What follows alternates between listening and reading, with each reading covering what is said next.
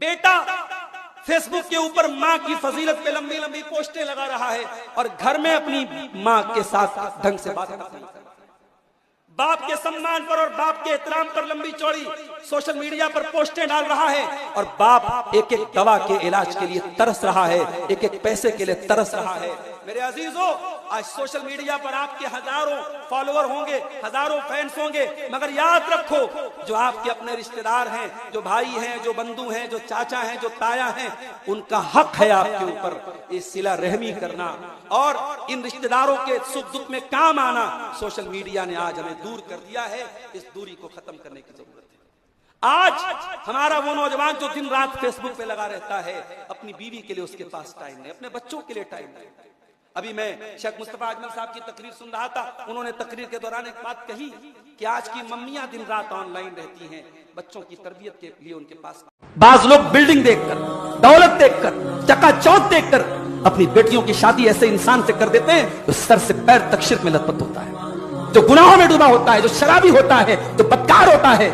اور کیا کہا جاتا ہے صاحب, ارے لڑکی ہے شادی کے بعد سنبھال لے گی, سدھار لے گی. معاف کرنا بھائیو, اپنی بیٹیوں کو کوئی ڈٹرجنٹ پاؤڈر مت سمجھو جس کے ذریعے وہ بدکار لڑکوں کے کردار کو صاف کر لیں گے. ان بیٹیوں کو بڑے لاڈ اور پیار سے پالتے ہو, بڑی محبتوں سے ان بیٹیوں کے نخرے اٹھاتے ہو, اور پھر بلڈنگ دیکھ کر اور دولت دیکھ کر اور دنیا کی نعمتیں دیکھ کر کسی مشرک, کسی بدکار اور کسی بدعتی کے حوالے کرے تو شرم آنی چاہیے. وہ باپ ظالم ہے جو اپنی بیٹی کو ایسے انسان کے حوالے کرتا ہے اور دلیل یہ دیتے ہو کہ صاحب وہ جا کر کے اس گھر کا ماحول سدھار لے گی.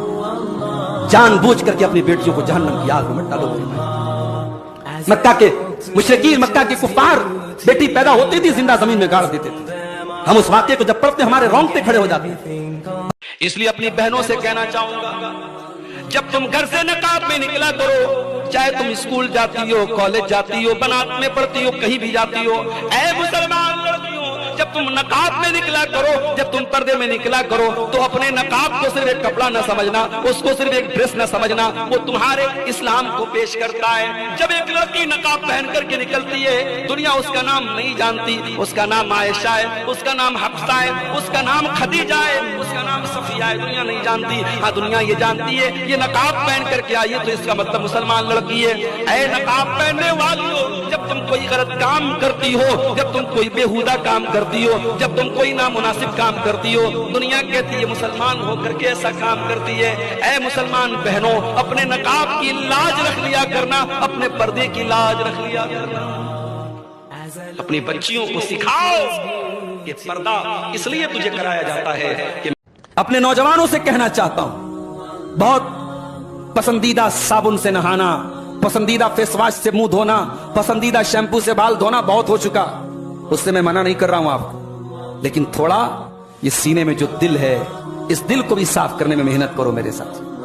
حضرت ابراہیم علیہ السلام کی اس دعا کو یاد کر لو. ابراہیم کیا دعا کرتے ہیں, وَلَا تُخْزِنِي يَوْمَ يُبْعَثُونَ, اے اللہ تو مجھے قیامت کے دن رسوا نہ کرنا, مجھے قیامت کے دن تو ذلیل نہ کرنا. یوم لا ينفع مال ولا بنون, قیامت کے دن نہ مال کام آئے گا نہ اولاد کام آئے گی, الا من اتى الله بقلب سلیم. ہاں قیامت کے دن وہی کامیاب ہوگا جو صاف ستھرا دل لے کر کے آئے گا. دل پر محنت کرو میرے ساتھیوں, دل کو لالچ سے پاک کرو, دل کو حسد سے پاک کرو, دل کو دنیا کی ناجائز محبت سے پاک کرو, دل کو ناجائز عشق و محبت کے پھندے سے بچا کے رکھو, دل کی حفاظت کرو میرے نوجوان.